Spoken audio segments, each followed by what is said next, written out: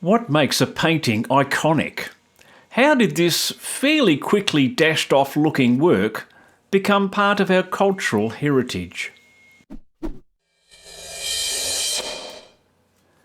A figure on a walkway by a fjord faces us. Is it a man or a woman? We can't tell. Maybe it's Munch himself, so we'll say he. His hands are cupping his head, his mouth is open in a scream. The head seems unfinished, no hair, no shadows inside the open mouth, the face an unpleasant greenish tinge. Behind him on the walkway, a couple of people. They are in exactly the same surroundings, but they seem completely untroubled. High in the sky above him, a blood-red, angry sunset, swirling in the same way as his face. Below that, a swirling river.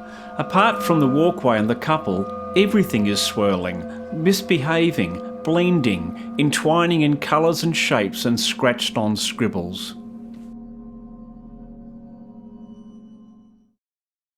Munch, the Norwegian symbolist expressionist artist, was born in 1863 and lived until 1944. He spent his childhood concerned that he would inherit a mental condition that had afflicted others in his family. His life had been affected by sickness and death around him from a young age, and it seems he developed a downbeat outlook on life. This was exacerbated by heavy drinking as he became an adult, which he eventually gave up after a breakdown.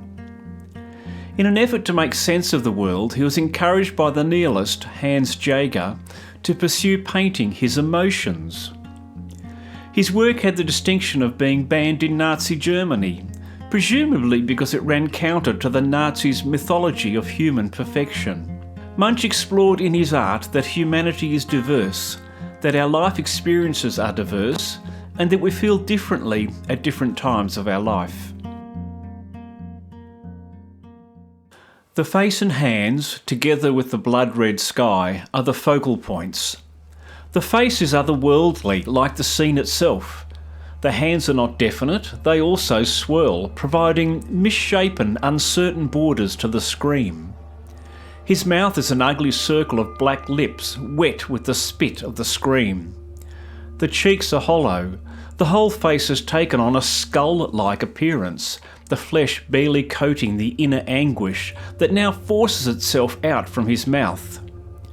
The scream is projected squarely at us, the viewer.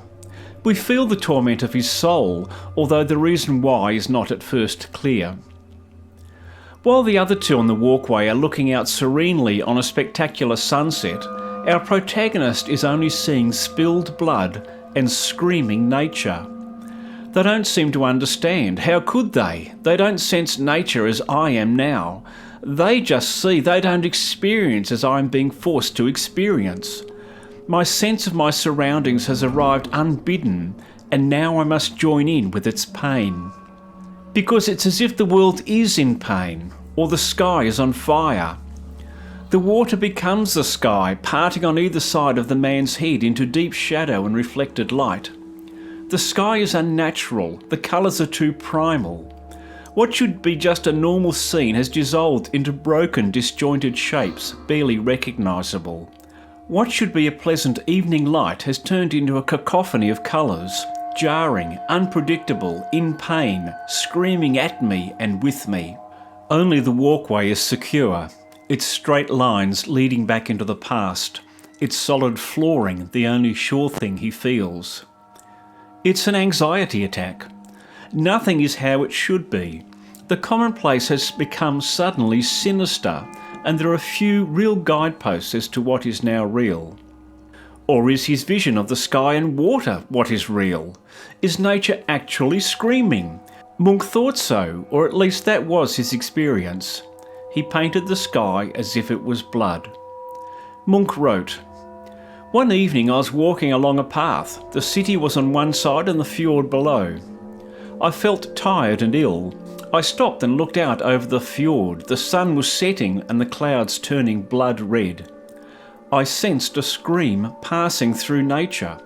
It seemed to me that I heard the scream.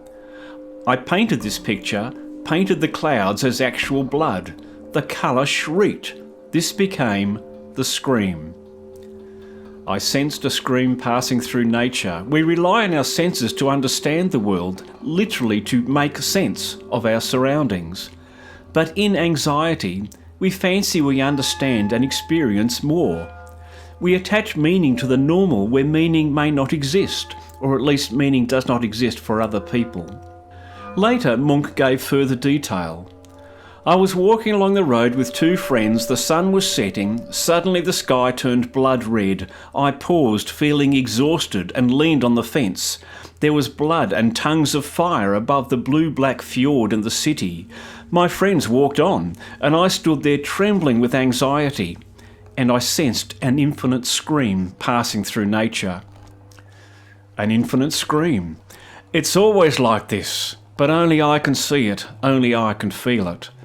Munch has painted an anxiety attack. The reason this painting has become iconic is that many have experienced feelings of being alienated from the world, that their experience is in some way now disjointed from normal reality, and that it is surprising that others can't see it too, adding to the alienation. Many artists find it hard to articulate why they paint. One reason they might say, if pushed, is to get across more than a picture, but to reveal something deeper about the human condition. Hopper's painting Gas, for example, see the link to my video in the description, is an example of a simple scene conveying more than can be put into words once you look more deeply. But Munch does not so much as hint as show us directly. Here in the scream, Munch has created a direct representation of the unease, the disquiet, the mixed-upness of finding the very world itself is not behaving as it should. And then wondering, is it me or is it the world? Am I now seeing things as they always are and all other times are the lie, or is this the lie? It's a disturbing painting. The more you look at it, the more you find yourself, just for a moment, just as a fleeting insight, partaking in Munch's anxiety attack. And for those who cannot always rein in their thoughts, those for whom feelings like this can be overwhelming and frightening, take heart. You are not alone. Others have felt like this too. Maybe this is why Munch's work has resonated so strongly. We can find ourselves feeling cast adrift from others who don't seem to understand what we are going through. How could anyone ever understand how I feel? How could anyone ever put this feeling into words?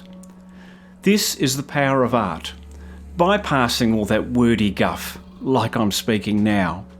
Speaking instead directly to our inner condition. We too have felt pain. We too have been down this path. You are not alone. Hold onto the rail, feel the strong support of the walkway under your feet. This too shall pass, and clear skies will come again. Thanks for watching. If you like this video, please press like. If you want to be notified when I put out more reactions to great art, please subscribe. See you next time.